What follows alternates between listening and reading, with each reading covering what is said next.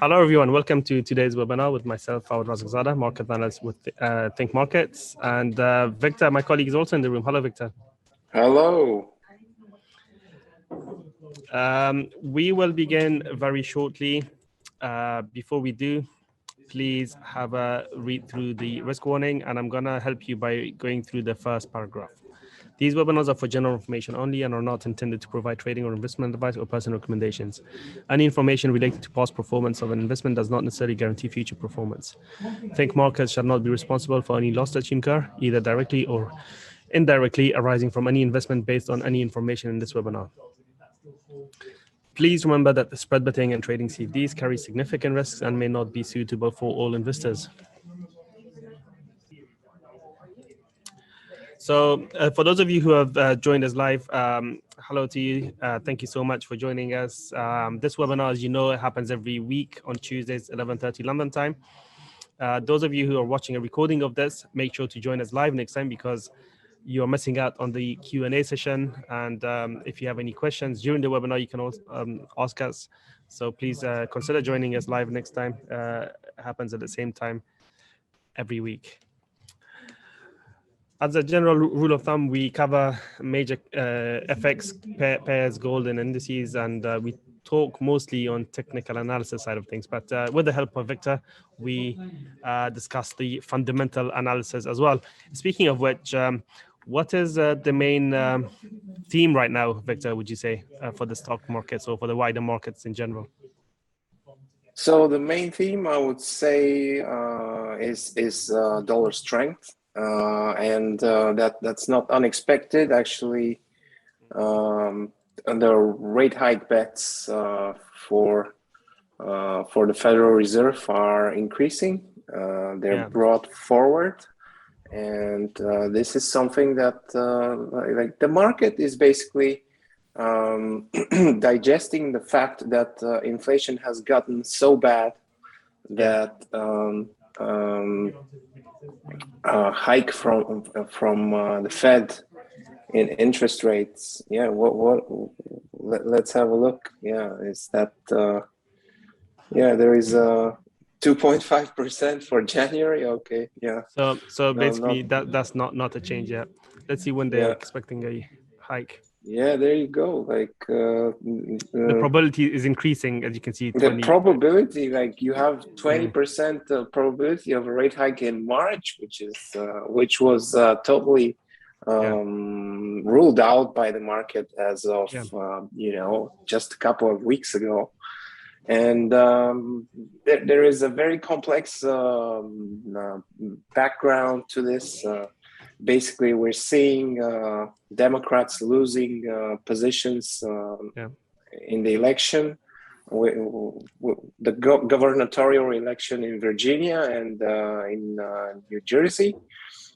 This basically triggered a panic amongst Democrats, and it's expected that they're going to, politically, it's going to become very, very difficult for the Fed to stay pat and not move on inflation, because the midterm elections, which are next year in November, are very important for the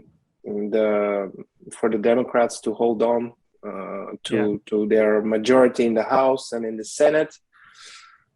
So that's looking increasingly difficult. So you even see 2 rate hikes priced in for 2022.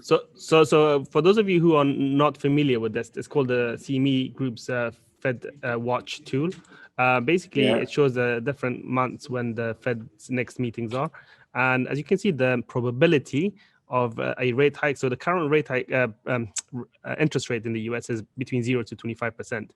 Right, so you can see the probabilities have been changing compared to a week ago, a day ago, and a month ago. So a month ago, for example, there was 36% chance of a hike. A week ago, there was 42% chance. Now it's 47.5%. So the probabilities have been increasing. So when you add the probability for a 25 to 50 basis point hike plus the 50 to that's 0.5 to 0.75% rate hike. If you add these together, you get at least 1% chance when you get closer to 100, for example. So as you can see in July,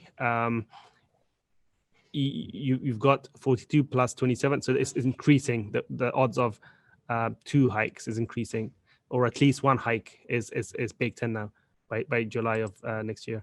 And then if you move forward, you can see that even the probability of another hike is increasing as well. So it's all being brought forward by the market, and that's been reflected with a rising US dollar, as Victor just mentioned.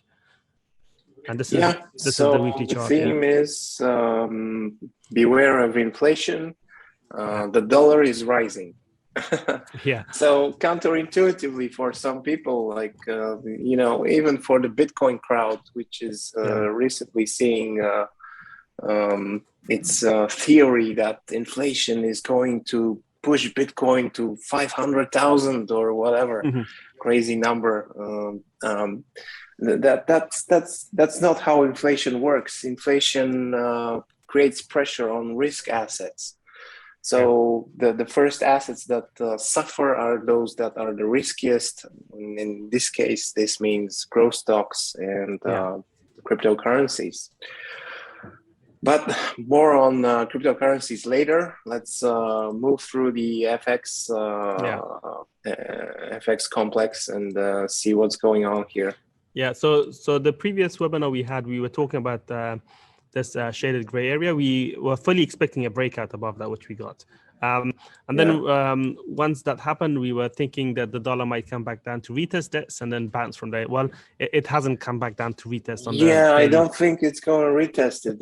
It has momentum. It has everything in its favor, basically, with the ECB continuing to remain very, very dovish. I feel like there is no the main pressure is going to be pretty much on, mainly on the euro and probably on emerging markets currencies. So when the dollar is rising, you might as well play it against the weakest currency out there. Yeah, and in this case, that's undoubtedly the euro. Coupled maybe with the Japanese yen, but the Japanese yen has been holding its ground for a couple of weeks. So the euro is breaking through every feasible support level for the euro is getting demolished. If you recall from our previous webinar, when one of our previous webinars, when it had created this hammer candle, we were not convinced that this was the low, simply because of the fact that it had happened just ahead of the big 115 level, or the 1495 level, which was the previous resistance area. And so it went through that level like a train. Exactly. It just went straight through it and didn't look back, and it continued to head lower from there. At current levels, prices are understandably oversold. So while sentiment is quite bearish on the euro, I wouldn't rule out a bounce of some sort right here, because that's how the markets work. People take profit on their shorts, and sometimes they don't. Sometimes they increase. Depends on the momentum. Momentum. Usually, after such sharp moves, you'll get a bounce of some sort. And on the weekly chart, you can see that price has reached a potential area of support. I mean, on the weekly time frame, such levels are, because they happen so far back in time, in June of 2020. It's you have to question whether or not those same people that bought that breakout here are going to do the same again. Or those people that were short here, they held their positions all through this time and are going to close their short positions to increase some buying pressure. So that is something to consider. I think it's something that the market may consider, but that could give the euro a small bounce. But because of the growing divergence between monetary policy stances in the Eurozone and the US, any bounce we see here could be short-lived. So the euro dollar remains in the sell the rallies mode, for the lack of a better word. Yeah. Rather than the buy the dip mode. So we may see a bounce here, but as I said, we continue to prefer looking to fade the rallies than fade the dips in the euro dollar. And where would you look for fresh shorting opportunities? Obviously, we're not providing any trade advice here. We just providing some well. opinion. If we have to stick to technicals, I guess a rebound towards 1450, 14 even 95, the breakout area. Right. So somewhere thereabout, I guess. But to be honest, I'd rather be like. I think that this move has ways to go, and basically, of course, it's never a good idea to sell at the lows and buy at the highs. So basically, we've been advocating for dollar bullishness for quite a while now. We continue. I mean. Personally, I continue to be bullish on the dollar. However, I cannot recommend to anyone to start buying dollars here. Half of this move has already happened, probably. What I'm looking at actually as a target level on the downside, that's probably more interesting. If you go to the weekly chart, there is a... Did you say the weekly chart? Yeah. Okay.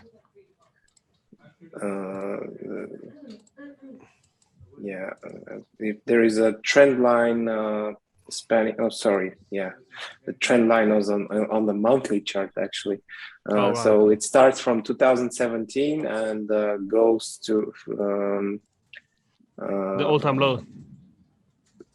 Well, no, from 2017. Oh, right. So sorry, I'm looking at the right. So probably here somewhere. Yeah. This one? I feel like we can get towards the 108 area or thereabout during you this might as well move. put this one in there as well. Yeah, that's not a bad idea. But it all depends on the rhetoric of the Fed in the end. Yeah. Just watch out. What are the Fed officials saying? I doubt that they're going to be very hawkish. However, we know how this works. If the market is hawkish enough, the Fed has to follow. If it doesn't, it loses credibility. Yeah. Not that it hasn't already lost it, but apparently, compared to other central banks like the ECB, the Fed still has more credibility. Yeah. So currencies are a relative game. That's something that people very frequently forget about when they trade currencies. They're like, it's always relative to another. Yeah.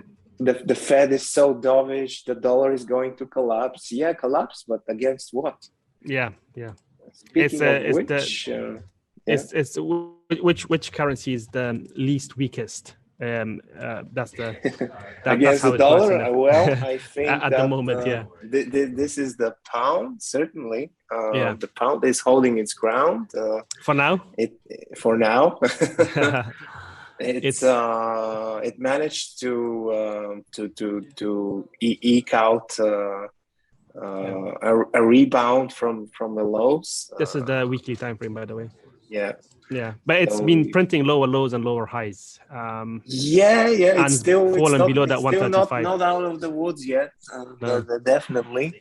But again, considering the second most hawkish central bank, that's probably still the Bank of England, despite the fact that they didn't hike rates as they signaled a couple of weeks ago. Today we had some data from the UK that came out better than expected. Average earnings came in at 5.8%. the unemployment rate fell to 4.3% from 4.5% previously. Claimant count wasn't as solid as people had expected in terms of the change.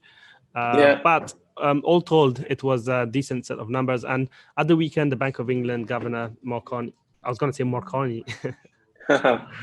Andrew Bailey. He said that that if employment, because the furlough scheme has ended in the UK, and one of the reasons the Bank of England didn't hike interest rates as they had previously indicated that they would, is because of the fact they wanted to see how the employment picture would evolve after the furlough scheme ended, which it has ended now. Well, the first sign of things, it looks like the employment sector has done all right, despite the end of the furlough scheme.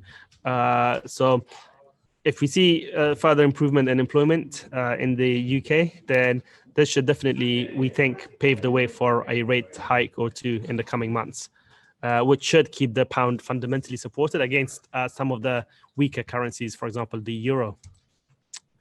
Speaking of which, the euro continues to run into resistance because people expect the Bank of England to be quicker in terms of hiking interest rates than the European Central Bank. Inflationary pressures are rising in the UK. Employment is improving. And in the Eurozone, we've seen increased number of COVID infections. There's a threat of fresh lockdowns in some regions that could hurt growth. So overall, the pound remains a stronger currency than the euro, as per this chart.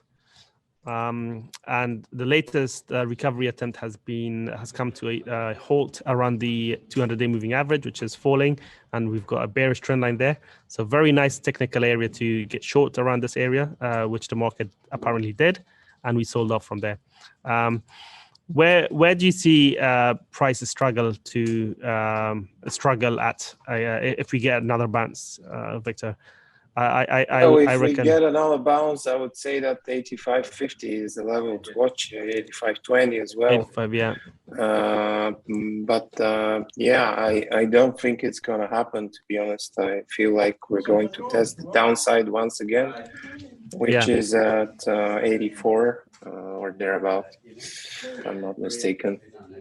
Yeah. So yesterday's low comes in at 84.71, and then lose that. We have that 85.20 area, the base of the previous breakdown. Any of those levels, I think, would be very interesting, particularly the upper one, because there we have, depending on how fast price rises, we have the bearish trend line converging as well. From here, the immediate target to the downside is the most recent low at 84 ish, 84.02, which is pretty solid level. Multi-year low too. And I guess another line in the sand before we get to 83 and the very, very key level. Which is it's acting like a magnet at this point in time. The price will visit that level eventually. We don't know when it's going to happen, of course. However, these important levels on longer term time frames are usually always tested before we get a resolution. We actually have signaled that quite a while ago.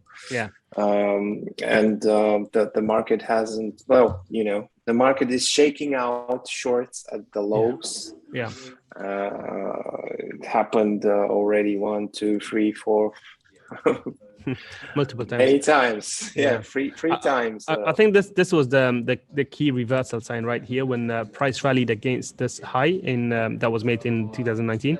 We rallied above this, couldn't hold, and then we broke down. When it broke down like that, it should have then bounced, and it did, and carried on to to new highs, but it didn't. And then once again, we failed at this level of resistance on a couple of occasions before breaking down. And now we had a period of consolidation. Consolidation looks like it has been resolved to the downside. So price is most likely to head down to areas where the long-term bulls are trapped, which would be below this double bottom low, I reckon. We have further lows here, which converge around the same level. So this is a massive level, 83-ish. I think it's going to break sharply below that. And then thereafter, there's really not much further support seen until all the way down to 80, which is a psychologically important level, which comes in about 85 pips above the 61.8 February trace, which is the base of the last breakout area. So if the euro pound is going to bottom out, that's going to be the area I would be looking out for. Obviously, we're miles away from there, but something to consider if and when we get there. Alternative way to look at this is if you're shorting euro pound, that could be the long-term kind of target area, if you like, without obviously us providing any source of trade ideas. Shall we look at some indices, Victor? I was thinking let's pivot to gold first because it's also a very interesting theme. Speaking of dollar strength, and we're observing something that doesn't happen every day. The dollar is strong and gold is strong at the same time. And this is because while the market expects the Fed to eventually hike rates next year, it also thinks that the Fed is behind the curve and that they should act sooner rather than later. And we're seeing this, we're seeing gold prices rally pretty much across the board against every so this single is currency. against the euro, especially against the euro. Especially against the euro, considering its weakness against dollar. Let's see if I have gold in pound terms, because then you'll get an idea if it's really gold strength rather than weakness in. I don't have it. Hold on.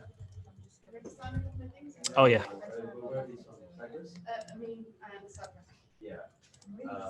Yeah, so even against the pound, gold is so it's a gold story. It's not really a currency movement. It's actually gold finding support, which is what you would expect, right? When inflation is surging to record levels. Yeah, I read this morning a very funny statement by an analyst saying that gold is the new Bitcoin. How old is he? 10? Well, it's funny enough. It will be really amusing if in the end, once inflation is here, Bitcoin proves to be a worthless hedge against inflation. And gold has a track record of being a hedge against inflation over the past 6,000 years. How do you beat that? Is that it? Only 6,000? Well, I guess since the beginning of more or less civilized world. Yeah. And since we've been able to smint gold. Yeah. So on a technical level, on a technical side of things, gold has broken above the the bearish trend line that we had expected it might. Because if you recall from a previous webinar, we looked at this long-term gold bull flag. It created a bullish engulfing kind of. That was the signal to go long, and it broke cleanly above this bull flag, printing this large bullish candle that followed through on the week after. So from here, two things could happen. As usual. One was I pull back to the previous area of resistance, which should then turn into support. This was my base case scenario. It looks like we might not get that pullback. It could happen. It does look that way. Another thing that you could consider is a consolidation, like so, which we have here on the 2-hour chart, for example, and then a breakout from that consolidation, which we have got today. Yeah. So this is an alternative way of looking to re-add or go long again on gold, because the consolidation, as I'll show you, where is it? Relative strength index. There you go. So when the market consolidates after a big move up, you see the initial move up pushes the RSI, the relative strength index, to overbought levels, but the consolidation allows that RSI to fall back away from overbought levels to near oversold or to the midpoint. So for momentum traders, what they look for is for RSI to come back down, or rather momentum indicators to come back down before going long again. And that RSI falls for two reasons. First, it falls because of a underlying sell-off in the price action, which we didn't get here, or through consolidation through time. So when the market consolidates, that's falls. It's just the nature of how this is calculated. So the market no longer being severely overbought, it looks like it may have started a new phase of a rally after a 2 or 3 day consolidation. But obviously, my preference would be to see a sell-off here and come back down to the support area shaded before looking for a bounce there. So that could still happen, but the riskier trade would be to go long without that pullback first, because the dollar is strengthening, which could ultimately hurt gold. Another thing that could hurt gold is rising yields. Today they're down a little bit, but you can see there's been a big reversal in bond yields. The 10-year US has found support from the 200-day moving average, and if you look at UK yields, they've stopped falling for a few days as well, albeit we haven't seen a strong bounce. This is something that could come back to hurt gold, at least in the short term.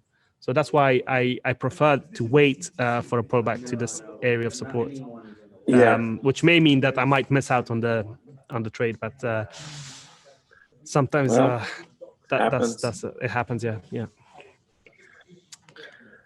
All right. So silver, silver has reached our target. Flirting with the 200-day moving average once again. Yeah. It's been a very choppy trade, I would say, but we're there, and from here on out, it would be surprising if we see another pullback lower. I mean, in order for silver to start dropping back down, I feel like we're going to need to see significantly higher interest rates expectations. So, exactly, which is not going to happen. Well, we don't know what's going to happen, but it doesn't seem very likely at this point for it to, drop all the way back down towards 121 towards 2150 or something. Oh yeah, of course. So right now the key area of support, which has already been tested, by the way, a few days ago, is the shaded region between 2447 to 2482, or thereabouts. So it's possible we may see another dip into this area if the dollar rallies today on the back of the retail sales figures that we have coming up later on. But any dips in silver, especially in silver, we'd be more than happy to. I certainly would be more willing to go long silver than gold, because silver usually does well when risk assets are inflation. Inflation, when inflation is around, silver tends to be a very good trade. Yeah. It was a very good trade during the previous inflationary cycle, which was so long ago. Yeah. Back in 2011, basically between the financial crisis of 2008 and 2011. It went as high as $50, and while gold has revisited its highs and broke through those, silver is still way lower than that. So, it would be very surprising for if it doesn't march towards the heights of this range between 2150 and 30. So we're in the middle of the range now, so that's a bit tricky, and we are flirting with the 200-day, which also has been historically, if you look at it, it always served as some sort of a level. Prices bounce around it, break through it, bounce behind back. Close back below it, or it's just a tricky level right now. On a side note, side note, the 200-day moving average is the one moving average I would always have on my charts, because everyone else has them, right? So when everyone has this 200-day average on their charts, it's more likely to, because that's what technical analysis is, isn't it? It's the study of mass behavioral psychology. So if everyone else has it, then by definition, then it's likely that some people would trade around it, and expectations that other traders would trade around it would automatically make you trade or think about trading around it as well. Yeah. Hence why we get these bounces and these sell-offs away from the moving average every time it gets there. So now we are bullishly consolidating below it. I think it looks like, given the bullish structure of price action, it looks like it will break through this, and then when it does, then that could give rise to fresh technical buying above it, which could lift us all the way towards the top of the range. Let's move on from silver and let's move on to the indices. Indices very briefly. Indices. We'll start with the Nasdaq, simply because the Nasdaq is looking a little bit shaky around current levels because of the yields. When yields rise, it's not good news for. Explain that. Mentioned that the growth stocks are those that get hurt the most by prospective interest rate hikes. This is by no means the top, because we've seen previously when yields were rising, we sold off, and then markets recovered and continued higher. So we could see a short-term pullback here, at least. It could turn out to be a more significant top, who knows? But for now, it looks like the market has found at least a short-term top with the trend line broken. Price is finding resistance where it should at previous support. So it's possible we may head down to around 15,700, the base of the previous breakout from this resistance zone, before the market potentially bottoms out. Something that comes to mind is that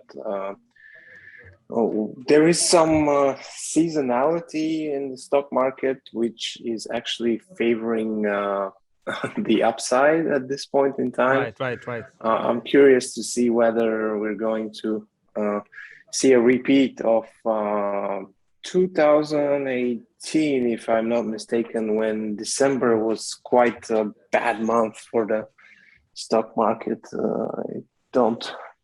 I don't know whether that will be the case, but I feel like, or maybe 2019. No, I don't. 2018. That's correct. December was a bad month rather.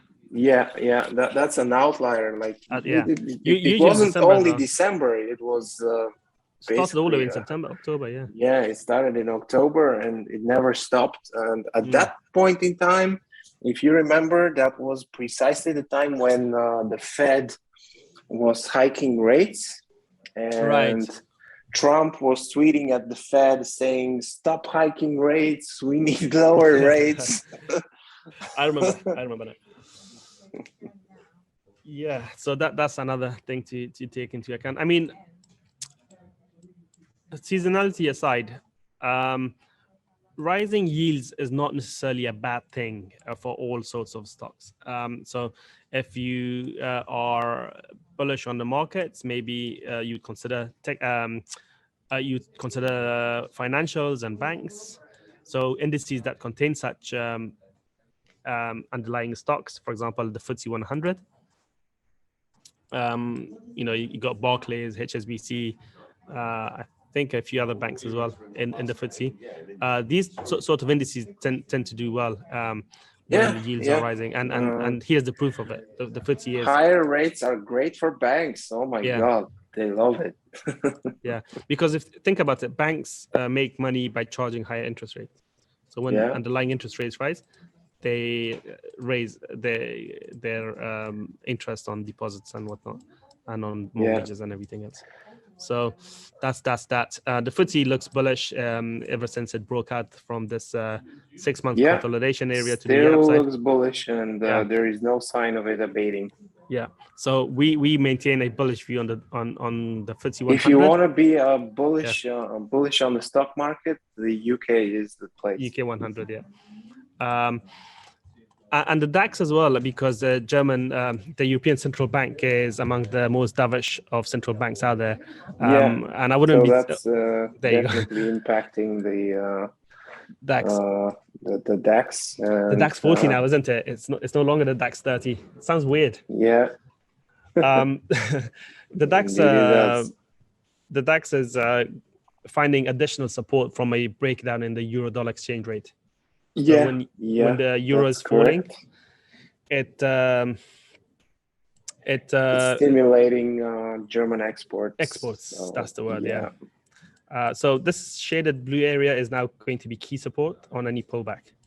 In terms of resistance, well, we don't have any price reference points to highlight any. There is no potential resistance. Yeah. So it's clear blue skies. The sky's the limit. Jokes aside, you can always use the Fibonacci extension levels as potential targets. So we have the 127.2 extension coming in at 16,360-ish, and thereafter the 161 is some distance higher above that as well. So just to interrupt you, sorry, HH Hassan is asking what levels on the FTSE are we looking at to enter trades? Yeah, we can't advise on provide advice on specific levels and so on, because that would constitute as trade advice, which we don't offer in this company. However, we can say where support is and where we think the market may bounce from. So support in this level was, as we previously highlighted, it has already bounced from that level, actually. Yeah. So you might have to look at an hourly chart or an intraday chart to find additional levels of potential support where you may be able to trade around. Again, this is not trade advice. It's what we think might happen. So, for example, this level at 73.60 is is a level which could potentially offer support, because previously the market was finding resistance around this level, as you can see by the wicks of these candles. Yeah. And in the last hour, we broke above it. So any retest of that particular level could offer a tradable bounce. But please make sure that if you do trade any levels based on our ideas, it's remember that it's not advice from us. It's purely our opinion. And we don't take into account, for example, where your risk management strategy might come in, for example, your stop loss and your account size, etc., etc. So we are not offering trade advice, just to make it crystal clear. Finally, let's look at a few cryptos, because cryptocurrencies have come down today quite sharply, some would say. Yeah. Across the board, as you can see. And the biggest faller in percentage terms is Litecoin. The least Bitcoin is the least one of the least impacted currencies, but we begin with that. Yeah, it's at a very tricky point. We've seen the 60,000 level act as support several times now. Several times, yeah. So what you want to see for this for the bulls, it would be key to remain above the 60,000 level on a daily closing basis. Yeah. And of course, that's where we are currently. We're still above 60,000. We tested the lows around 58,500 this morning, early this morning, but we managed to stay above. And right now, the levels to watch are, aside from 60,000, is the 57,600. Sorry, these numbers are so large. It's crazy. I know, it's crazy. And then that would be the line in the sand, at least from a technical perspective. Yeah. Because Bitcoin was propped up at those levels earlier this autumn, and that was the October breakout towards 66,000. The pullback was at 57,600, and after marking a new all-time high at 69,000, we're now getting nowhere fast. Absolutely. And if you look at other coins, big drops as well. Ethereum, here, for example, Ethereum. We were previously expecting because the way it was behaving, we thought that when it created this hammer candle, that's where we left off last time we looked at this. It's a trending market. And that we thought it might get to the 5,000 mark, but it came just short of it by a couple of grand, and then it 1.5, and then it dropped. Still, it's weekend. It's by no means that the trend has ended. Testing. It retested a support level around 61. 6150 or thereabout, which was tested at the end of October when Bitcoin drops. Well, it's the small pullback from. No, not here. The next pullback. This one? Yeah. That level. So 4150 served as support this morning. We've bounced nicely from there. However, just as is the case in Bitcoin, if we see a break below this level, the bulls might be in trouble, and we could see a more protracted unwind of bullish bets in cryptocurrencies across the board. Yeah. Right. For those of you who are still with us in this room, if you have any further questions, please ask us now. We have run out of time, so we're going to stop talking about the markets that we had prepared for. However, if you have any questions, now is your time to ask. While we wait for your questions, let me just remind you how you could get to join our webinars. For those of you who haven't, those of you who are watching a recording of this, so you go to our website, Think Markets, go to live webinars under the market analysis tab, and on this page you will be able to register for one of our upcoming webinars by clicking on the register button.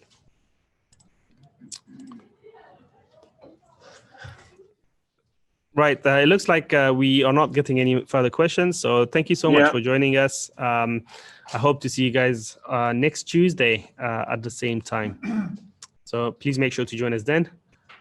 And in the meantime, we wish you a wonderful week ahead. Stay safe in the markets and always be careful. Indeed. Take care now. Bye-bye. Bye-bye.